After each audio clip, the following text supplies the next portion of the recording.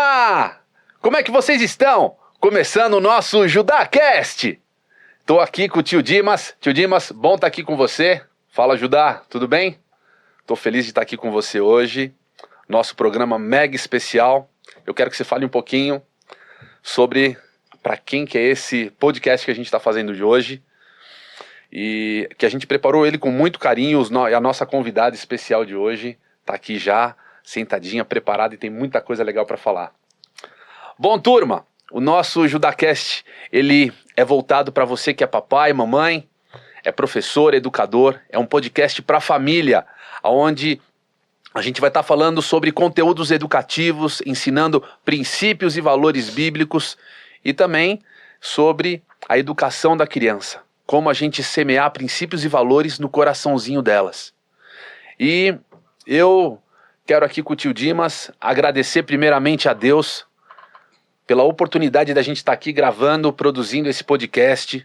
A toda a equipe da Binho Estúdio. Binho, obrigado. Tiagão que está aqui com a gente, brigadão, viu? Tá dando todo o suporte pra gente aqui no dia de hoje. E, tio Dimas, fala pra mim, qual vai ser o nosso tema de hoje do nosso podcast? O nosso podcast de hoje tá muito especial. A gente vai estar falando sobre os desafios na criação dos filhos, onde a gente tem que ter o cuidado ali de educar com princípios e valores, à luz da Bíblia, e a importância da gente investir tempo com as crianças, nesse tempo de qualidade em família, e vai fazer um contraponto aí sobre a questão da era digital, tudo que está acontecendo, esses desafios. E a nossa convidada, que está aqui, preparada. Judá, você fala quem é? Passa o currículo dela, e que currículo legal. Vamos lá. Turma, a nossa convidada é a Priscila Felipe Gonçalves, casada há 24 anos com Helder, é a mãe do Isaac, do Vitor e da Lívia, graduada em Teologia, psicopedagoga em formação, trabalha com crianças de 3 a 12 anos, na educação infantil, no ensino fundamental 1, e é professora de projeto de vida e pastora auxiliar na Igreja do Nazareno em Atibaia. Você vai falar para todo mundo quem ela é? Pessoal, ela é a nossa pastora da nossa igreja, pastora Pri, queridíssima, e tem mais aqui, tem mais coisas aqui no currículo dela, vamos lá. Ó, ela atuou voluntariamente ao longo dos últimos 20 anos na cidade de São Paulo, Rio de Janeiro, Litoral Paulista e Atibaia, com jovens e adolescentes, aconselhamento de casais, frentes de assistência social e de reabilitação de dependentes químicos. E o hobby dela, ela ama ler. Você vai ver nas redes sociais dela, tem lá, ela lê, acho que um livro por mês, por semana? Já aconteceu, né? Não é sempre assim, não é sempre mas assim. Acontece. Pastora Pri, obrigado por você estar aqui com a gente, compartilhando. Pastora Pri, beijo. Obrigadão, viu, pelo convite que você aceitou, viu? Obrigada, é uma alegria estar aqui, um privilégio falar de um tema tão importante e eu me sinto honrada e assim, com bastante responsabilidade, né? A gente enxerga você, uma mulher que a gente vê esse cuidado ali com os teus filhos, marido, e a gente quer que você possa compartilhar tudo isso que você vive no seu dia a dia, também as dificuldades, para que a gente possa aprender e crescer juntos. Então, pastora, fala para mim como que é seu dia a dia lá com seus filhos, na sua família, lá com as crianças, pastor Helder. Como lá. Que é um pouquinho? Fala pra gente. Bom, a gente é uma família normal, né? Que tem bastante desafios e bastante coisa acontecendo. 3 filhos, 2 adolescentes, uma pré-adolescente, todos lindos, mas com sua personalidade, seu temperamento, são diferentes uns dos outros, diferentes de mim e diferentes do pai também. Então isso é desafiador, né? Acho que a família é uma grande oportunidade para a gente saber como lidar com a sociedade, porque a gente treina muito dentro dessa célula menor, né? Mas são filhos abençoados. Eu tô formando filhos ainda, né? Então é uma imensa responsabilidade estar aqui. Tem muita coisa para acontecer, mas tenho visto Deus me ajudando, a mim, ao meu marido, e são filhos muito queridos e abençoados. A gente tem uma rotina bem corrida, né? Porque quanto maiores eles são, mas compromissos eles têm, compromissos particulares, né? Mas eles... então a gente vive muito junto dentro do carro, nesses vai e vem pra lá e pra cá. Conversamos bastante e temos bastante oportunidade deles contarem também como é que tem sido o dia a dia deles, instigando bastante pra saber. Graças a Deus eles falam bastante. Como é que você aproveita então todos esses tempos? O tempo que você tá junto, você tá ali, ali com eles no carro, seja na mesa, em casa, no café da manhã, almoço, janta? Sim. Eu tenho, assim, uma boa referência, eu sou muito grata a Deus, né? Eu tive uma família muito intencional, pais muito intencionais. E eles aproveitaram bem as oportunidades com a gente, com os filhos. A gente não percebe isso quando a gente é pequeno, né? A gente vai perceber isso na maturidade.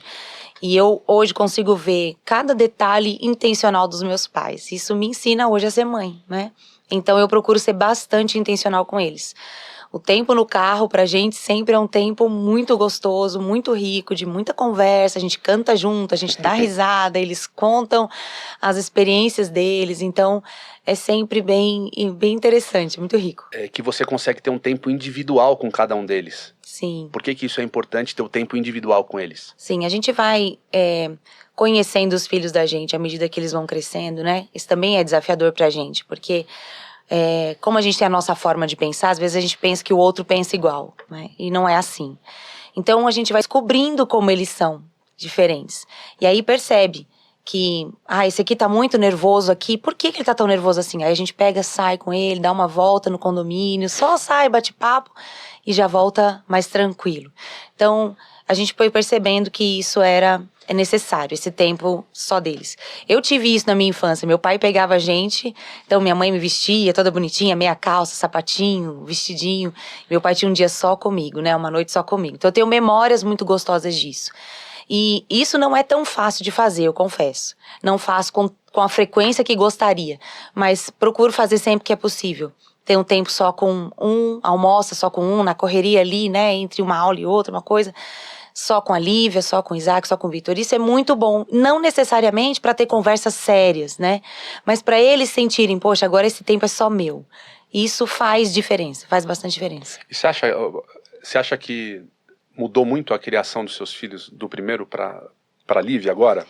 Porque, principalmente por conta da questão do celular, né? Sim. O seu filho mais velho tá com quantos anos? Tá com 16. 16. Com 16 anos atrás não tinha a internet que tem hoje. Não tinha.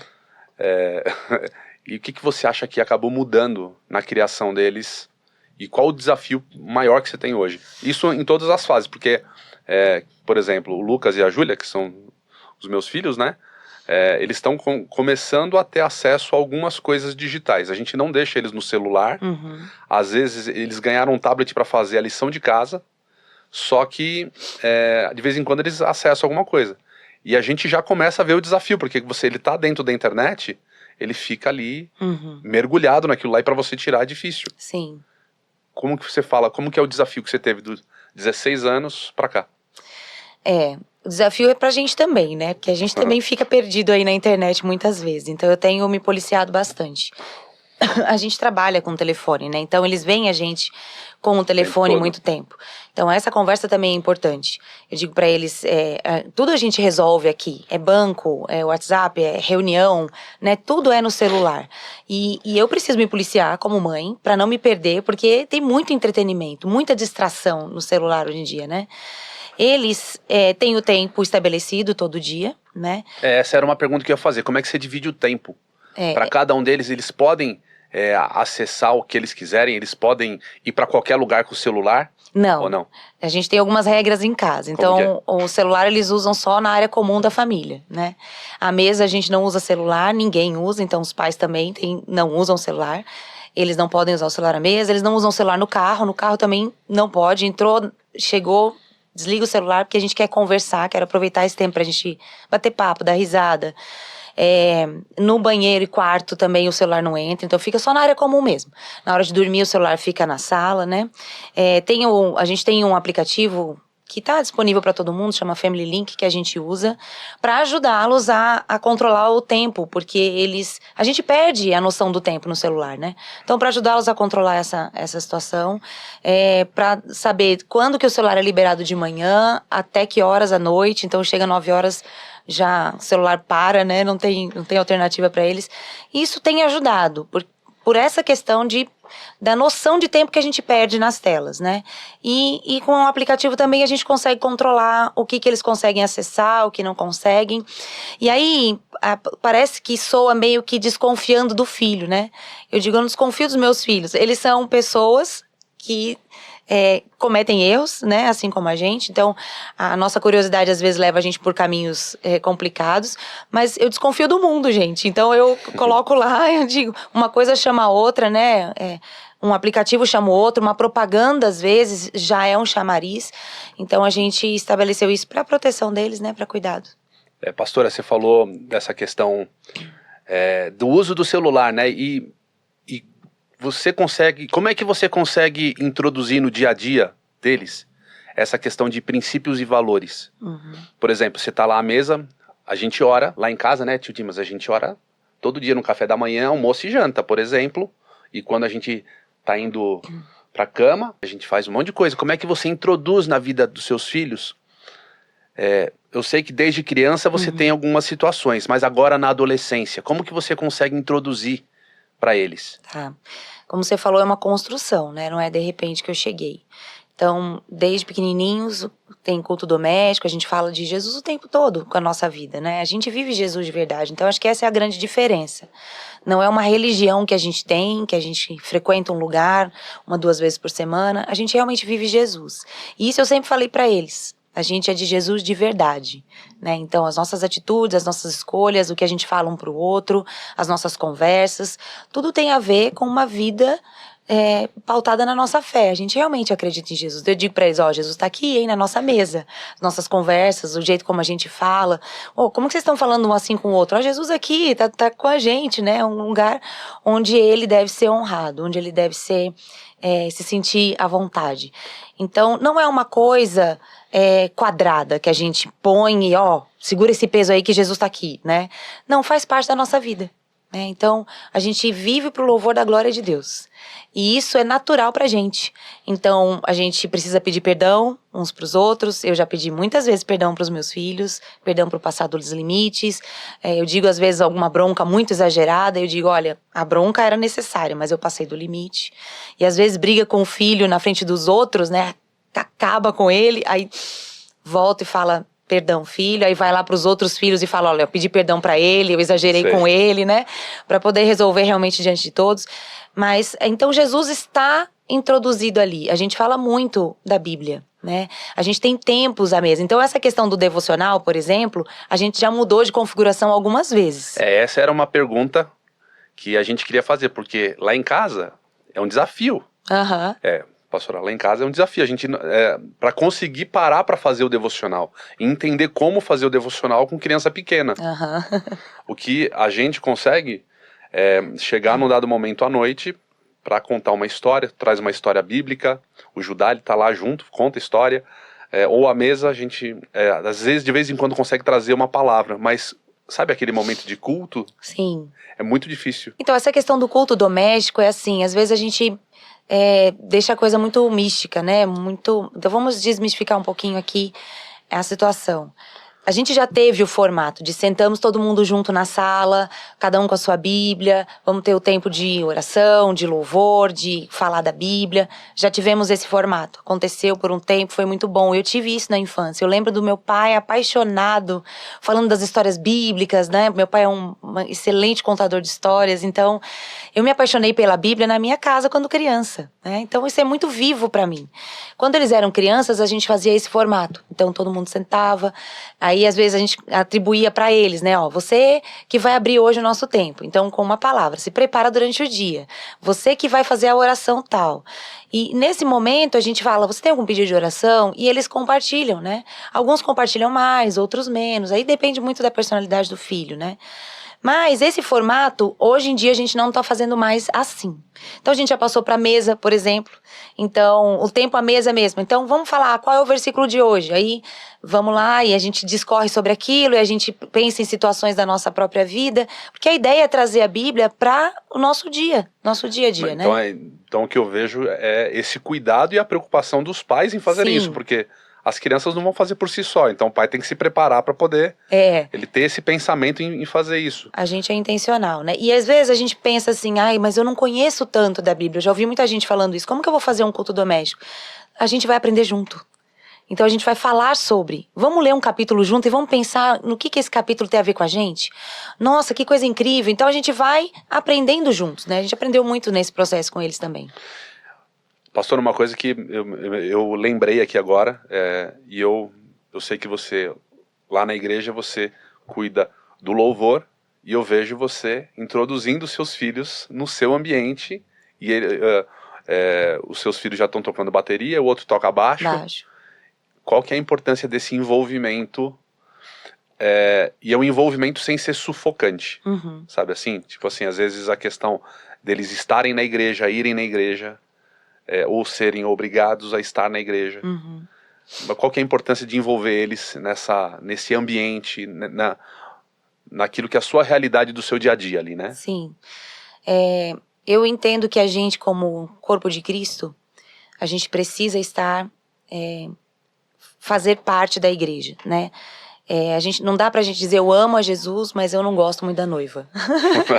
A gente é a noiva de Cristo, né? Então essa convivência com a igreja nos ajuda muito.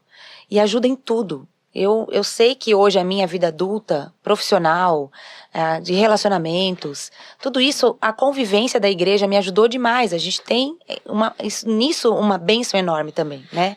O enxergar o outro com valor, a igreja nos ajuda muito nisso. Então eu sempre, eu e o meu marido, prezamos por ensiná-los a amar a igreja. Então amamos a igreja. Né? Então, não a igreja local somente, né, onde a gente faz parte, mas o corpo de Cristo, né? Então, fazer amigos que são amigos de Deus é importante demais, né? O servir na igreja é muito importante. Então, eles passam por fases, né? E a gente vai conduzindo isso. Eles estão amadurecendo e fazendo suas próprias escolhas. Graças a Deus estão escolhendo, né, no Senhor, tem temor de Deus. Eu acho que esse é a palavra certa, o temor, né?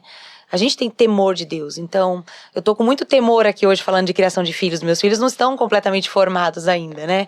Então eu sei que tem muita coisa para acontecer, mas nesse temor de Deus no dia a dia, o temor nas conversas em casa, o temor em como eu me relaciono com meu marido, né? Porque às vezes a gente se dá direito demais, me dou direito de falar o que eu quero, mas opa, isso pode produzir algo que vai atrapalhar ali na frente, né? Então tem sido muito gostoso vê-los chegando e se envolvendo, né? Então, eles aprenderam os instrumentos, tivemos um amigo, o Bruno, que ensinou a eles ali a tocar, uma bênção, e eles estão ali envolvidos no louvor comigo, né? Isso é muito gostoso. Essa daqui era até uma das perguntas que eu tinha aqui, sobre esse cuidado do relacionamento do casal, às vezes na briga, na discussão de estar falando na frente deles. Sim.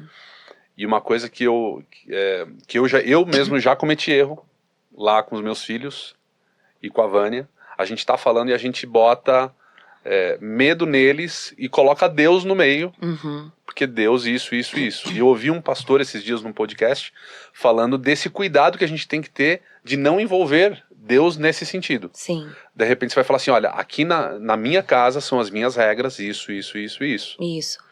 Então, como que que dica que você dá pra gente desenvolver com as crianças, com os jovens, essa questão do temor de Deus, Sim. do respeito, mas isso não só para Deus, mas com os pais. Sim. Porque às vezes a gente tem visto, por exemplo, o desrespeito até de crianças mais novas com os pais. Sim. Acho que a gente não pode deixar de enxergar na Bíblia o nosso livro da vida, né? Digamos assim, nosso manual de vida. O mundo mudou muito desde quando eu era pequena, você era pequeno, né? A forma como a gente se relacionava com os mais velhos, o mundo tá diluindo isso, né? Tá cada vez mais difícil a gente ver crianças dominando, digamos. Mas os próprios pais têm dado essa autonomia para eles, né? E isso é ruim também, porque a criança não tem segurança para fazer isso. Isso traz uma insegurança, até para a vida adulta, né? Porque não tenho condição de colocar sobre a criança autonomia para escolher coisas que são os adultos que escolhem. E os pais têm feito isso. Isso atrapalha bastante. Então, vai tirando a referência de respeito dos mais velhos, né? Então, a gente precisa voltar à essência, volta para a Bíblia. A Bíblia fala muito sobre a criação de filhos. Provérbios ali está carregado de ensinos práticos para o nosso dia a dia. E nisso, a gente vai vivendo, como adultos, uma vida coerente com a palavra e vai ensinando para eles com o próprio exemplo, né? A honestidade você ensina com seu exemplo. Se você falar, seja honesto, mas você fica com um troco a mais que te deram errado, você não está sendo honesto, né? Então você precisa realmente viver a palavra. Então, quando você me pergunta se mudou muito do meu filho mais velho para minha filha menor, eu penso que o mundo mudou muito. Mas os princípios que eu uso são os mesmos, porque eles estão pautados na Bíblia. Né? Isso é um pouco até do que eu tinha colocado aqui, uma questão de tradição familiar. Uhum. Eu acho que essa tradição familiar você pode trazer, olha, nós seguimos o que a Bíblia fala. Sim, e a questão até do medo que você falou, né, eu também não tive isso na minha criação como filha. Meus pais nunca colocaram esse Deus que a gente deve ter medo, mas o Deus que a gente deve temer, respeitar. Ele não é nosso amiguinho, nosso parça, né? Ele é nosso Deus, ele é soberano, mas ele é um Deus presente. Ele é pai. Então, não é, filho, não faz isso porque Jesus tá triste. Eu que tô triste. Eu não gosto dessa tua atitude, né? Eu amo você, mas essa atitude não me agrada. Porque senão a gente sempre coloca Deus como se fosse o vilão. E não, sou eu que não tô feliz com a sua atitude, né? Deus não é pego de surpresa com nada. Então, se o meu filho aprende a me respeitar porque ele teme a Deus, ele vai ter um relacionamento com Deus saudável, né? Então, eu nunca chamei meus pais de senhor e senhora, porque essa cultura não foi colocada na minha família. Meus pais não me impuseram essa cultura. Sempre foi você, mamãe, papai, né? Então, meus filhos também não me chamam de senhora, mas nem por isso falta respeito. Então, o bater porta, o gritar comigo, meus filhos nunca fizeram isso. E eu não falo isso com soberba, porque eu atribuo completamente a Deus também. Eu tô aqui aprendendo, né? Mas assim, sempre houve muita conversa. E quando se exalta, vem falar, desculpa, mãe, né? Foi mal, desculpa. Mas isso é um trabalhar, assim, e também depende muito, né, gente, de como que é a personalidade, o temperamento de cada um. Então, eu tô falando da minha experiência. Acho que a Bíblia sempre foi pra gente algo que a gente ama. Então, a gente ama a palavra de Deus, a gente ama o que Jesus diz ali. A gente ama esse Deus. Nunca houve um Deus do Velho Testamento, um Deus do Novo Testamento. É sempre o mesmo Deus. Até quando Deus, de forma severa, precisou punir em alguns momentos o povo dele, porque ele precisou fazer isso, a gente consegue enxergar quanto tempo Deus foi tão longânimo. Porque tem gente que diz, nossa, Deus era muito impaciente, implacável no Antigo Testamento e no Novo é diferente. E não é verdade. Quando você estuda de verdade a palavra de Deus, você vê como Deus nunca mudou. E ele sempre foi dando chances para aqueles que são dele, né? Sempre foi falando, olha, com Adão e Eva lá, onde é que você tá? Você acha que Deus não sabia onde é que Adão estava, né? Ele sabia. Era uma oportunidade dele dizer, Deus, me perdoa. Mas ele não usou a oportunidade como deveria. Então a gente vai falando sobre essas coisas no dia a dia, né?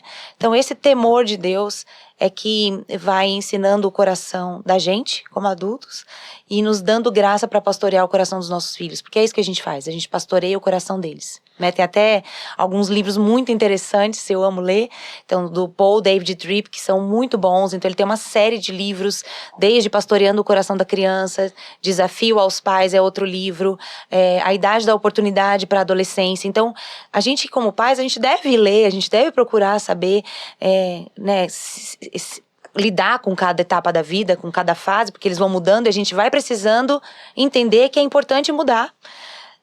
A entender a mudança deles, e a gente precisa mudar também na forma como a gente trata. Eles não são mais criancinhas, né?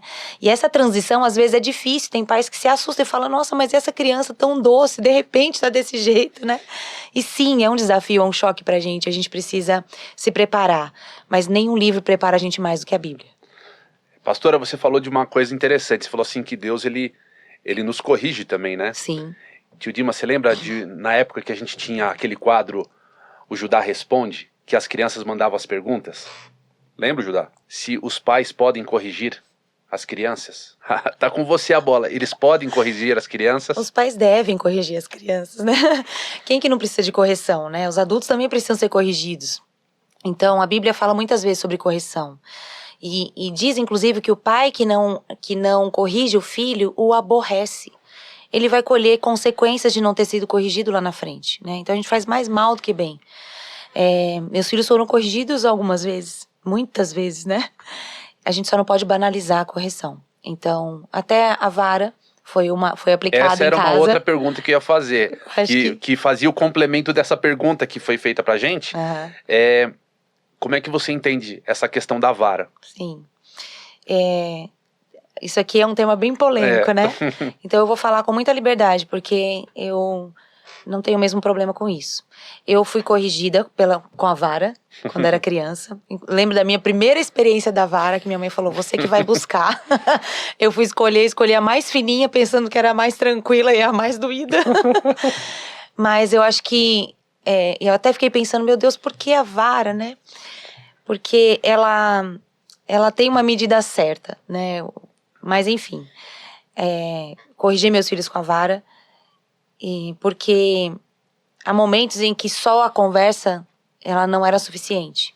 Dependendo de como o que acontece, né? Qual é a gravidade do que acontece, é necessário uma correção diferente. Mas aí é a forma como você corrige que diz como é que isso vai funcionar. Então, eu não me lembro da minha mãe me corrigindo com ódio, descarregando raiva em cima de mim. Eu não lembro disso. E esse é um desafio pra gente como pais. Porque você pode magoar seu filho ou você pode ensinar seu filho. E na verdade você acaba, não sei se a palavra seria confundindo, mas assim, você vai botar medo na criança e não vai gerar o temor, que é o respeito. Exato. Então assim, as experiências que eu tive com os meus filhos foi sempre de vamos conversar. Você foi avisado, então isso aqui não é uma surpresa pra você. Você foi avisado. Sempre houve muita conversa, sempre houve avisos. E eles sempre entenderam o porquê eles estavam sendo corrigidos. Então, você chegar corrigindo igual um doido, sem a criança saber o porquê que aquilo tá acontecendo, né? Então, vamos conversar. Você já sabia, né? Então, foram dadas alguns avisos, algumas chances. Você já entendia que não era isso aqui, não podia fazer. Agora a gente vai entender por que você vai ser corrigido. Aí explica, ora junto e corrige. Mas você espera um tempo pra fazer essa correção? Não na mesma hora, porque às vezes você tá com raiva? Não na mesma hora. Se você tá muito nervoso, é melhor você esperar um pouco, respira e fala, depois a gente conversa. Eu lembro da minha mãe falando, depois a gente conversa. E sempre era, a gente já se preparava. Já se preparava. Então minha mãe tinha alguns avisos, Assim, a gente tem uma frase que eu uso em casa, que a desobediência gera consequência. Uhum. Você acha que, por exemplo, antes de chegar ao ponto de você usar a vara, você ir tirando as coisas da criança é uma estratégia? Ou não é tão satisfatório? No sentido satisfatório porque o que você quer é que a criança obedeça, respeite, e às vezes a criança está numa fase desafiadora, de confronto. Sim.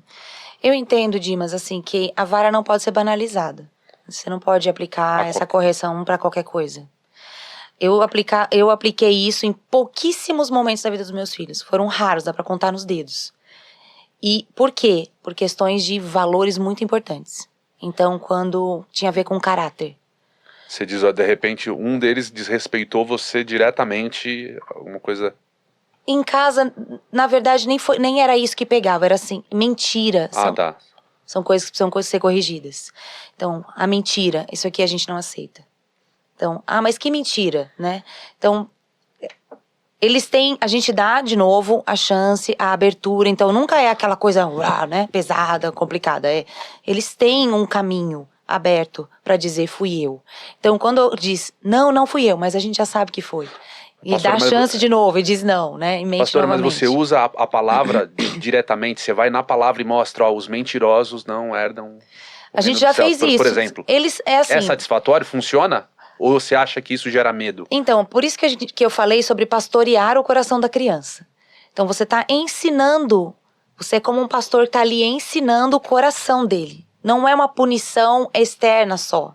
Senão, não vai valer grande coisa. Daqui a pouco ele está fazendo de novo, não entendeu nada. Só foi um momento de desgaste, porque é desgastante para os pais também corrigir os filhos, não é uma coisa agradável. Ai, que delícia que é isso, né? Então, eu usei a vara em alguns momentos onde eu entendi que aquilo poderia ser um desvio de caráter. Entendi. Então, vamos lá, vamos corrigir isso aqui, porque isso aqui não dá pra gente pra só tirar, vou tirar a televisão de você. Não é assim que funciona. Você já sabia, a gente conversou sobre isso aqui é uma regra clara da família, são princípios e valores claros nossos, né? Isso norteia a nossa forma de viver, vamos voltar aqui e vamos corrigir, né? Mas sempre com bastante conversa, sempre se abraçando depois, ora junto, e eles são gratos por isso, sabe? Eu sou grata à minha mãe pelo tempo, meu pai, pelo tempo que eu precisei de correção. Então, sim, eu apanhei quando era criança, mas nunca com ódio, nunca foi descarregar de ira e sempre com bastante conversa, né? Eu preciso aprender bastante. Mas Ainda isso são coisas... Assim, eu preciso aprender porque, assim, é desafiador. Com as crianças, principalmente o Lucas, eu tenho uma situação que ele confronta muito. Ele está numa fase de confrontar.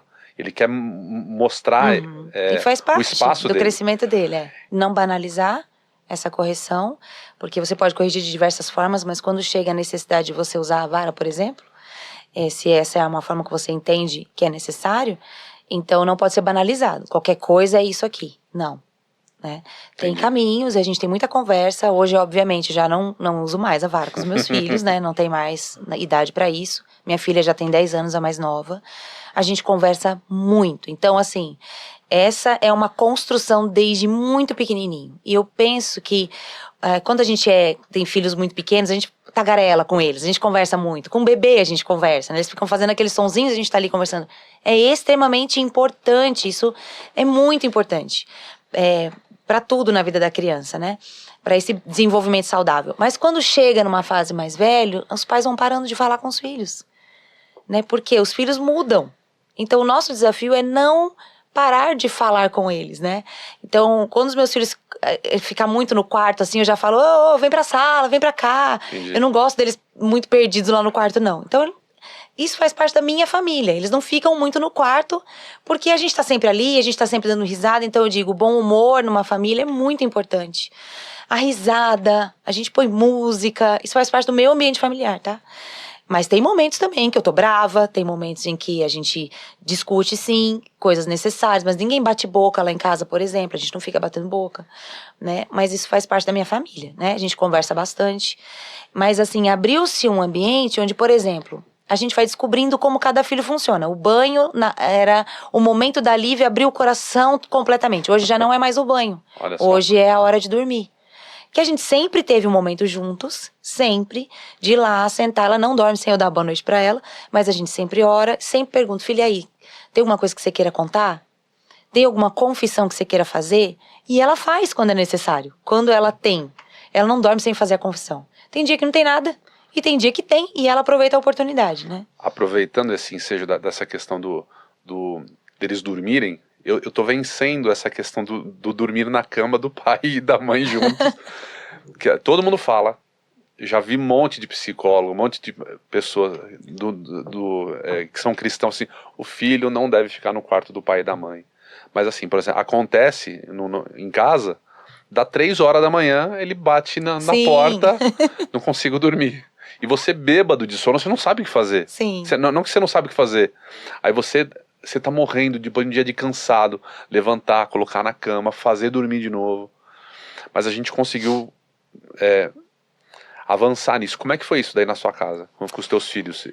Assim, eu lembro com os meus pais, é uma memória muito afetiva e deliciosa de manhã, de domingo, ou com eles, ficar na cama dos pais junto, os filhos. É delicioso. É delicioso. Como que é isso daí na sua casa? Eu vou te falar que eu sinto falta deles irem pra minha cama. A Lívia foi a que mais demorou pra parar de ir pra minha cama, de madrugada. De madrugada acho que eu não sinto tanta falta, mas de manhã, toda manhã eles iam pra minha cama. Os 3, então os 3 iam. Mas você acha que, desculpa te cortar, você acha que tem que ter essa restrição, quarto dos pais, ninguém entra? Eu acho que a vida, o casamento precisa ser preservado também. A vida íntima dos pais, né? Precisa ser preservada. Quando você põe como regra os filhos dormirem com você, aí você atrapalha essa intimidade dos pais, né? Então, eu não tive essa cultura com os meus pais. E também não coloquei essa cultura de colocar os meus filhos para dormir comigo. Eles irem voluntariamente, sim, eles iam. Mas eu não os trouxe para dormir comigo. Primeiro mês de vida eles dormiram do lado, no carrinho, ali, porque é aquele primeiro mês que você tá conhecendo a criança ainda. Mas depois disso, cada um no seu quarto. O nosso, como eram gêmeos, a gente acabou fazendo como? A gente botou a cama, um colchão no chão, porque tinha medo que pudesse cair. Sim. E tal. E como eram dois, para facilitar que a gente pudesse dormir, a gente acabou colocando eles na nossa cama. Tipo assim, a gente tomava o cuidado para não virar por cima deles, mas assim, era muito mais fácil, porque você acordou, você resolvia o problema. Sim. Então isso meio que foi construído aos poucos. Então foi um desafio, está sendo ainda, porque ainda acontece de vez em quando, madrugada.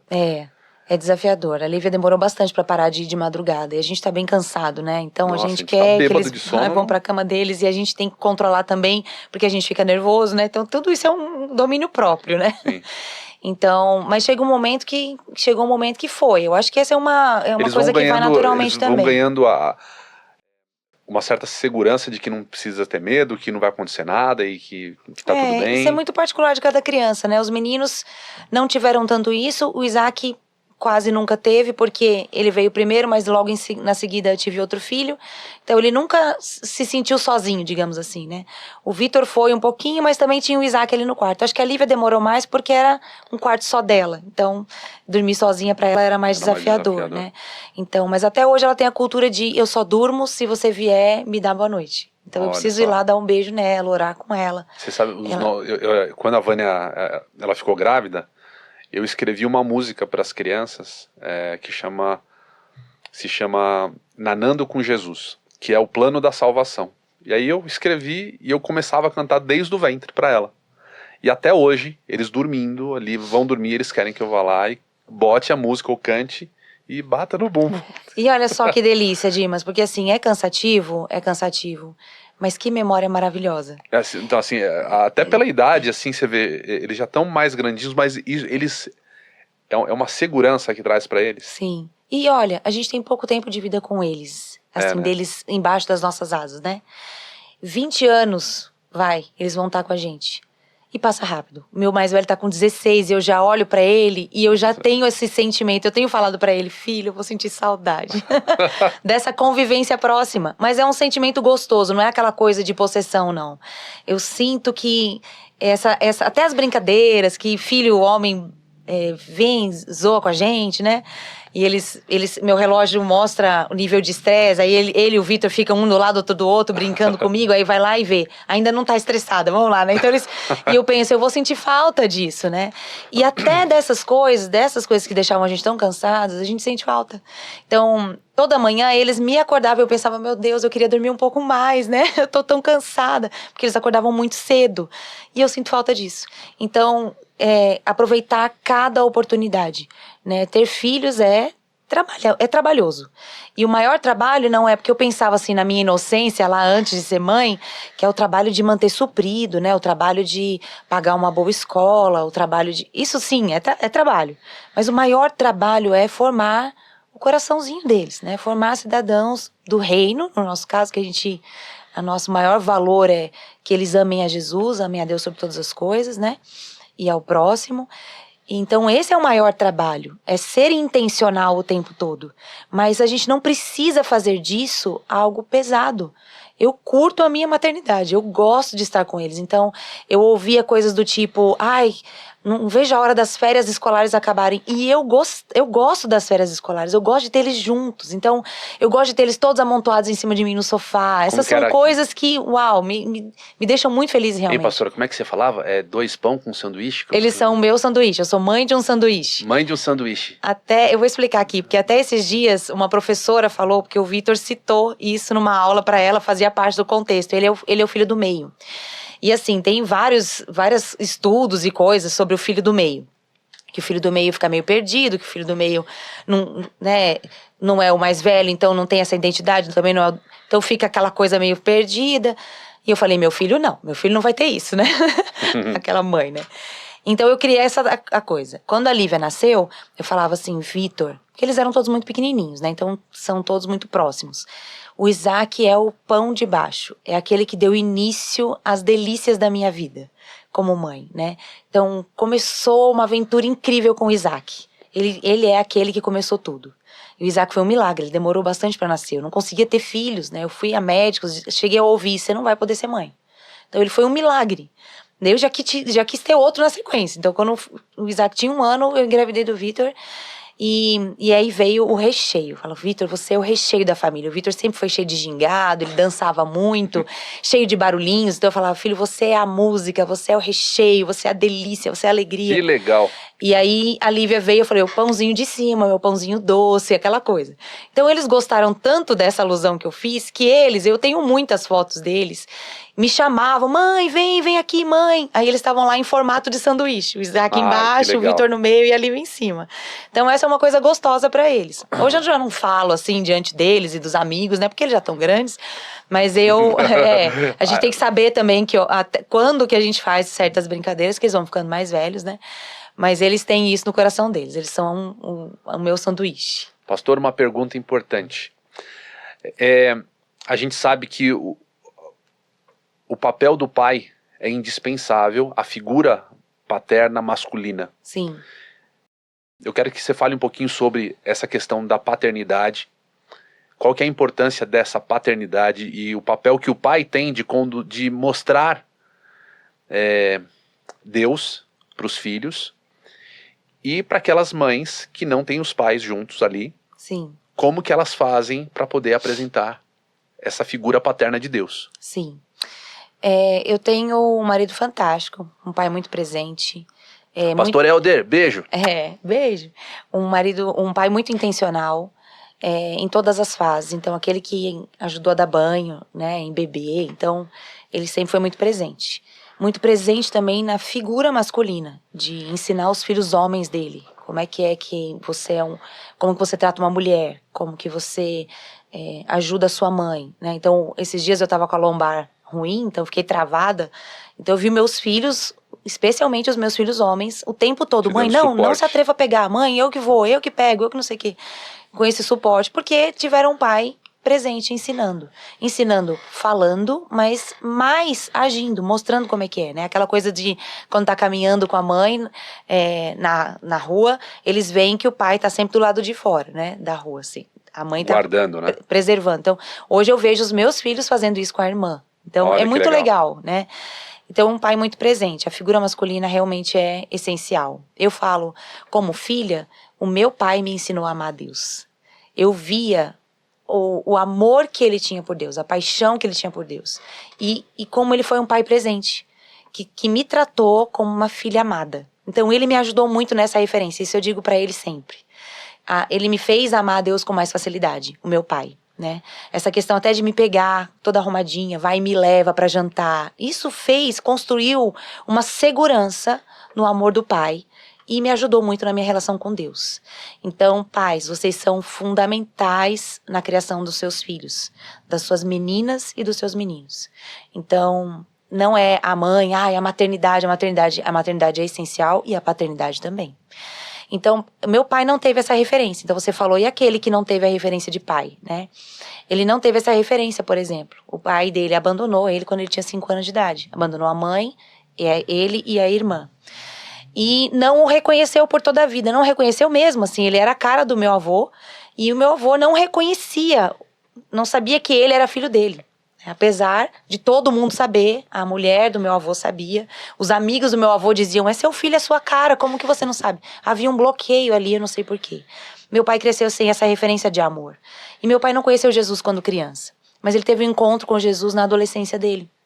E esse encontro com Jesus é que muda tudo. Então, nós precisamos de Jesus, tendo a família completa ou não, né? Então, o segredo de uma família é Jesus Cristo.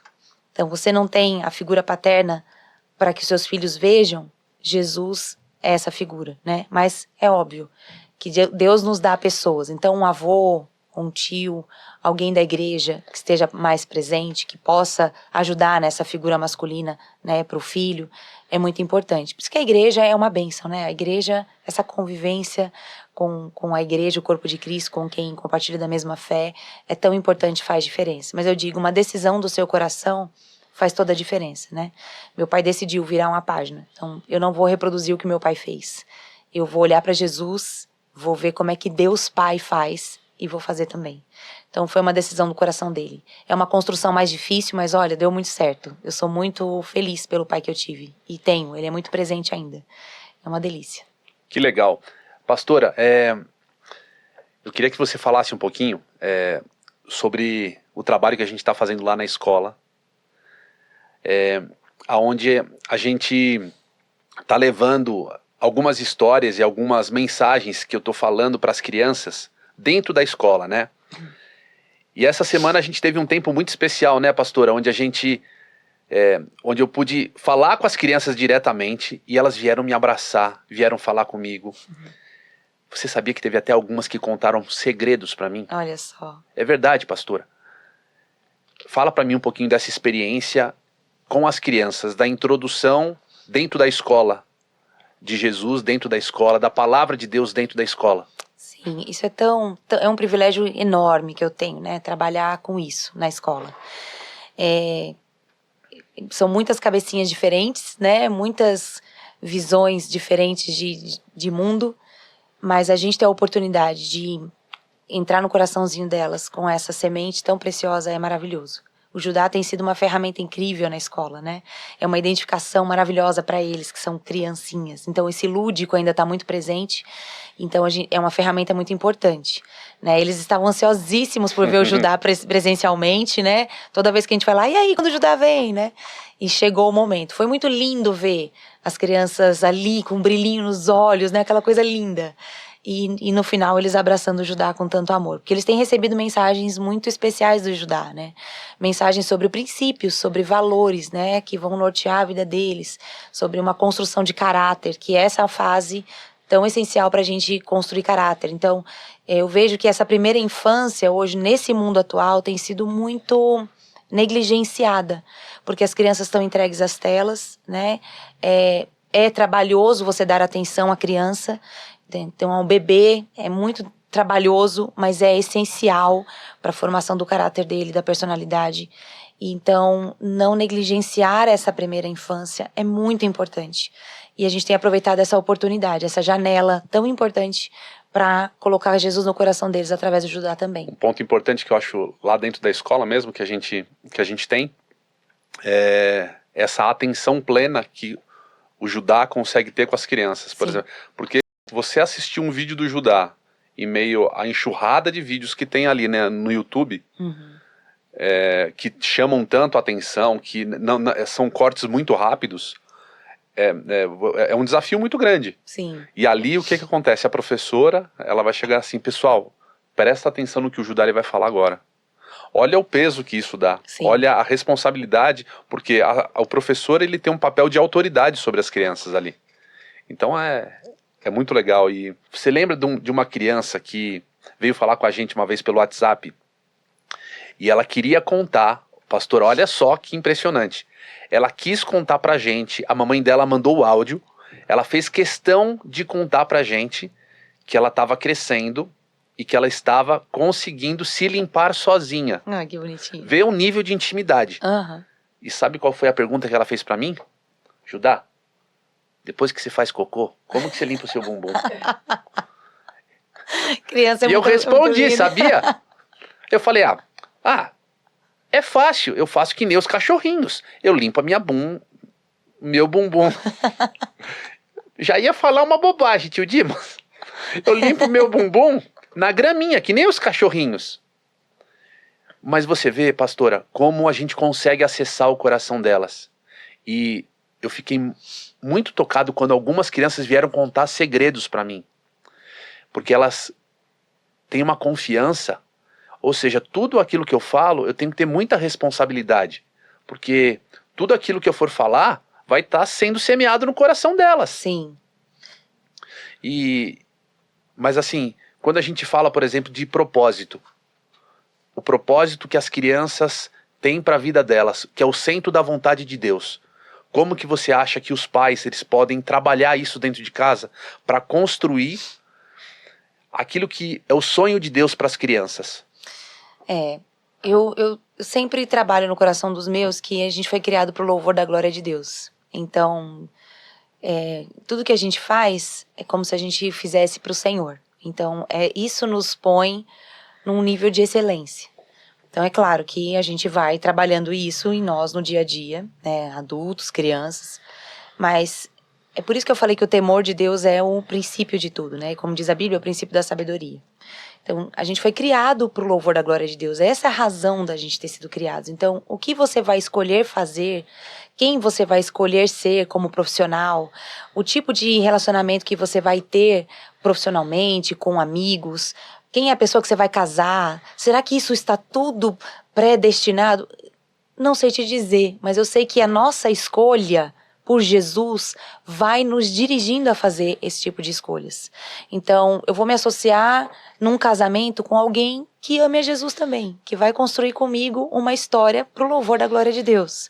Eu vou fazer a minha tarefa de casa, na minha casa, as minhas tarefas domésticas, pro louvor da glória de Deus, porque sinceramente eu não gosto de faxinar a casa.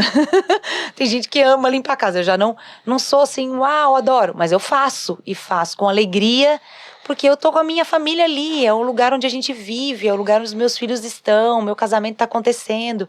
Então que aquilo reflita a alegria de ter Jesus dentro daquela casa, né? É para Deus. Então, tudo que a gente fizer, que a gente faça pro louvor da glória de Deus. Então, eu falo pros meus filhos, eu não sei o que vocês vão ser, eles não decidiram ainda, né? Agora essa é uma pauta bem forte lá em casa, porque meu filho tá com 16 anos, já tá no ensino médio, então, o que você vai querer fazer? Até mais difícil no mundo de hoje isso, porque é um leque muito grande, né? Antigamente a gente tinha uma coisa mais restrita. Hoje é um leque tão gigantesco, né? Que ele tá um pouco perdido. Eu falo, filho, o que você for fazer, faça para que você seja uma bênção onde você for. Que você contribua para a sociedade de uma forma que você seja uma bênção. Que Deus seja glorificado com isso, né? Então, esse é o pensamento que eu coloco no coração deles. É assim que a gente vai trabalhando, né? Legal. Pastor, a gente já está chegando no final do nosso bate-papo. Mas assim, antes, eu queria saber se eu posso deixar aqui pro pessoal que está assistindo a oportunidade deles mandarem perguntas pra gente. Claro. E depois eu faço um vídeo com você respondendo pra eles, pode ser? Pode. Ah, que legal. Então, pessoal, se vocês quiserem, já deixa aqui nos comentários perguntas que vocês queiram fazer pra pastora Priscila sobre os desafios da criação de filhos. O que você quiser perguntar, a gente responde, tá? E eu queria que você falasse duas coisas agora. A primeira é que você comentou comigo e que vai ser o tema também do nosso próximo programa sobre a janela 4x14. O que é isso? Essa janela 4x14 é a idade que a gente deve... Não que a gente deve, né?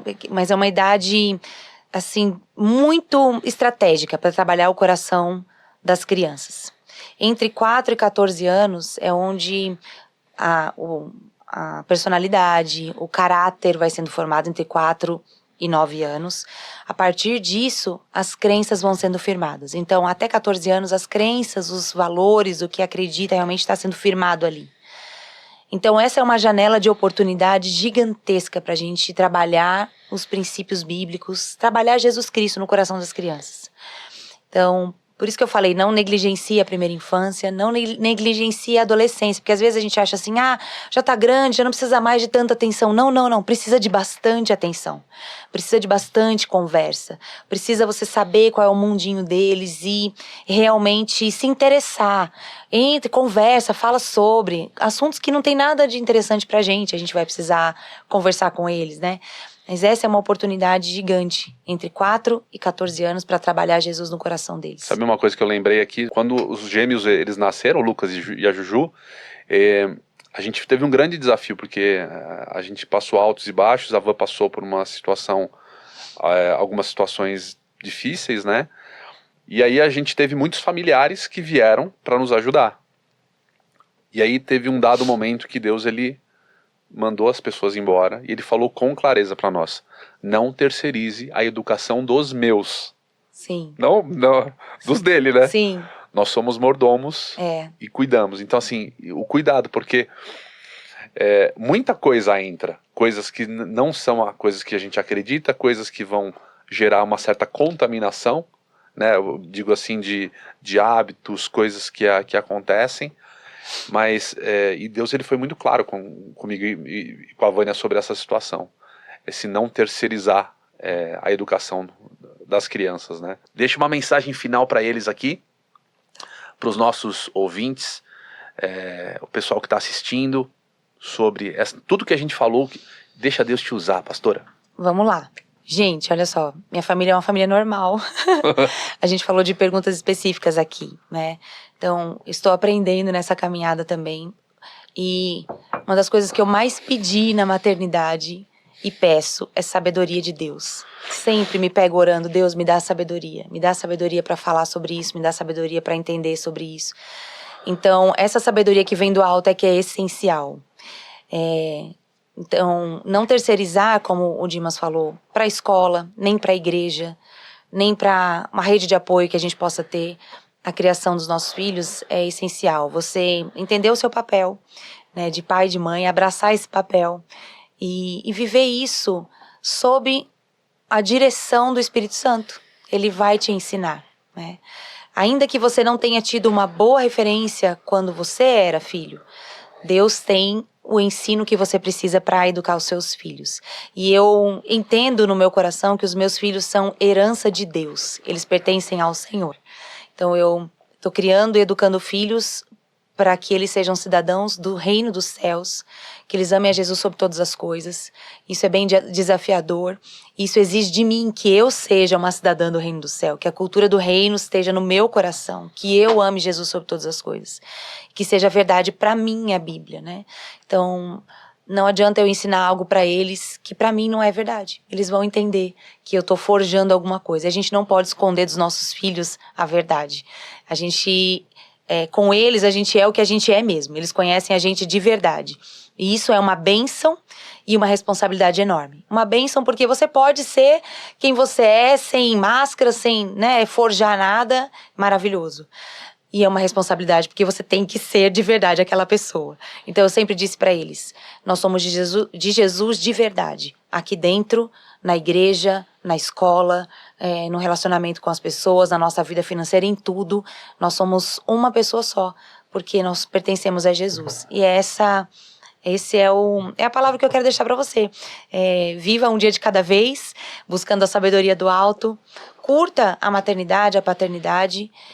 Seja intencional, sem deixar de ser leve.